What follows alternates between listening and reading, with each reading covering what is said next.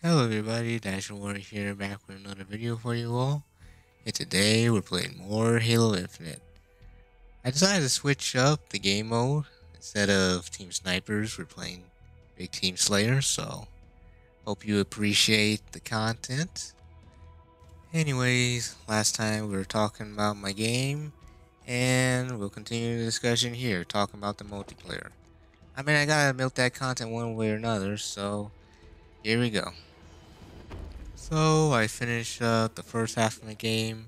Got the single player levels, got the general feel of how the character's gonna move and shoot and what's the combat loop gonna be like. And I say to myself, okay, let's try to turn this into a multiplayer game. And immediately I ran into so many problems. First off, right, I didn't realize I had to create scripts specifically for the multiplayer. As in, like, you can't use mono behaviors. You gotta use network behaviors for player controlled objects. Then you have to consider the overall control scheme in the context of a multiplayer environment. For example, you have the host and client characters.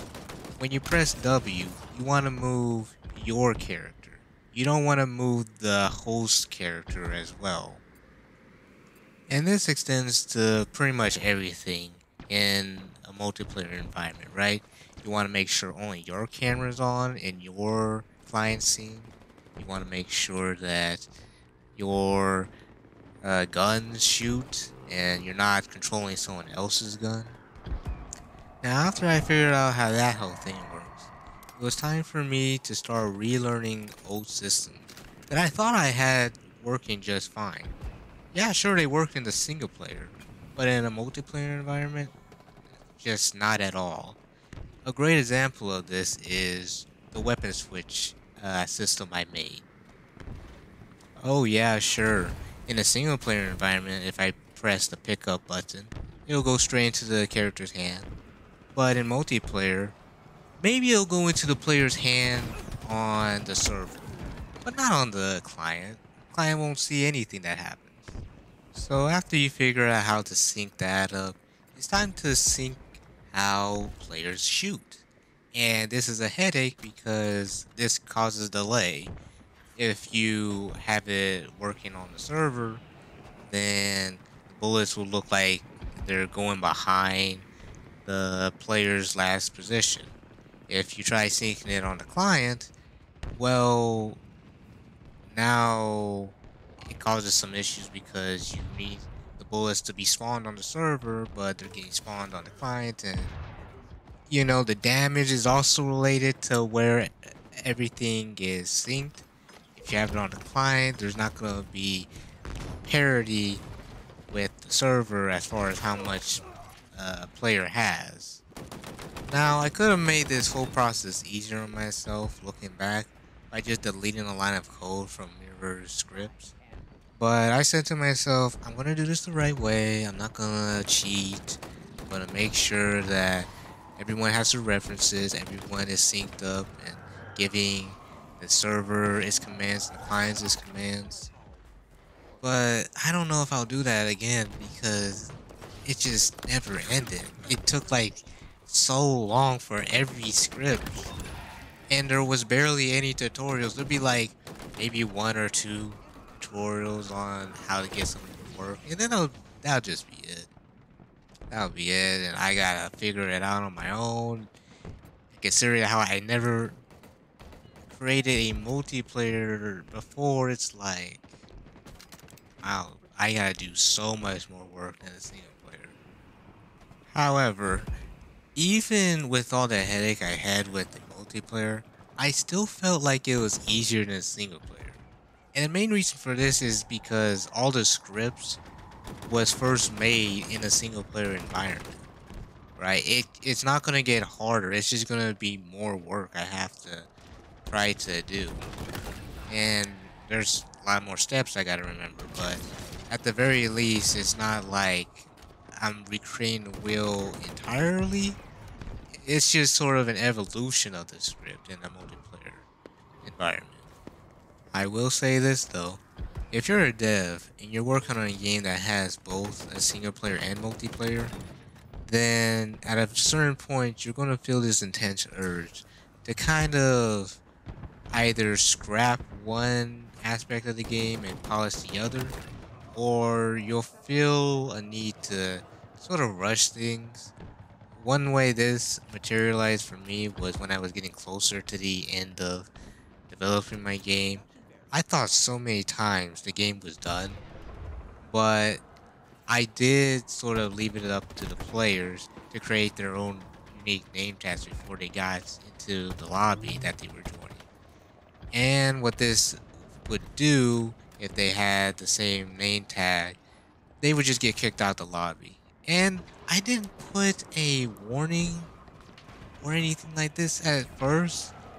And after some tests, I realized I gotta make a system that isn't so strict on that whole thing.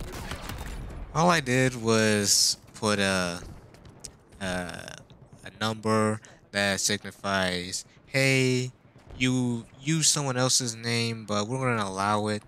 You're just gonna have this extra digit to your gamer tag. Now, before I wrap this whole thing up, I mean, we're only halfway through the video, right? Like, we're at the 6-minute mark. But there was another system I decided to add to the game. This is the creation tool. It's a lot like Forge in the sense that you can create your own maps on the pre-existing ones that I give. After working on this system for quite a bit of time, I realized there's a lot of different things you need to consider when giving the players the ability to create their own maps. Like, for example, how close an item is to the player when they want to, place something. Because you don't want it to be too close, otherwise the player can't even see where they're putting the item. Another thing is the transformating speed of said item. If you have it too slow, then it's gonna feel like a real drag to actually work with this system. But if you have it too fast, then the player can't be precise. And so then you give players all these different things to make things easier, like a speed up button on transformating the object, or maybe the object's too low to the ground, and so you give the player the ability to raise and lower the item as they will. So now we're on to the part of the video where I talk about optimization. Like, optimization for your game is so important that no matter how many systems you have in place, your game's gonna be garbage if the frame rate is trash, right? Like, I'm talking about slideshow levels. It's so bad. Like, you can make a game that's so big and expansive, but so bad just because it's a slideshow. So I do my usual routine. I look up a tutorial on how to optimize. I see like something here and there, and then I try to implement it. And I get my frame rate down to a decent level. And then I realize that for long-term play, it's still garbage. So I learned some more tutorials. I try all these different things. And I gotta put on all these search terms to figure out why my frame rate is still garbage. Eventually I figured out I don't actually have to render the entire map at once. Of course I figured this in a tutorial, right? But no duh, that would make the game run smoother. So I turned that on, and then I also figured out, hey, maybe if I didn't have so many polygons in my trees and branches and their leaves, the game won't look like a slideshow. So I go back in Blender, redo my tree to make it run better, and there we go. I made the game run smoother. And then I also figured out, maybe if I just optimize the systems of like the quality of the game, like giving people more quality control over their experience, I don't have to worry so much about whether or not the game is running like a slideshow. And so I do that. I give the usual low, medium, high quality settings, ultra, for those gamers that like to, you know, turn their room into a sauna or whatever. Also, shout out to my friends for helping me test out this last bit of optimizing my game. Like, there's so many things I found that I just never expected. Like the fact that for some reason my AI was just bouncing betties. Like they just kept on jumping up and down for no reason. Till they got to such speeds that they went outside the map and deleted themselves. So yeah, thanks. Eventually, I'll start my next project. Uh, Probably it's either gonna be a racing game or a sports game like soccer. But besides that, I wanted to give an update on how we're doing on Opera GX as far as the installs go. And we're up to 26 installs, baby. Let's go! Up from 18, so we're making good progress. I think at least in the event. Either way, it's gonna be a while before that's done. It's gonna be at the end of the month, I think. But yeah. Anyways, our time is short, so I'll cut it here. If you want to support me, you can leave a like. If you want to do more than that, you can check out my game on my website or itch.io. There'll be a trailer for that game over on my alt channel on YouTube. Also, like I said, we're up to 26 installs on my mod. So if you got Opera GX and you like modding it, you can go ahead and download it. And yeah, I'll see you guys in the next video. See you guys then.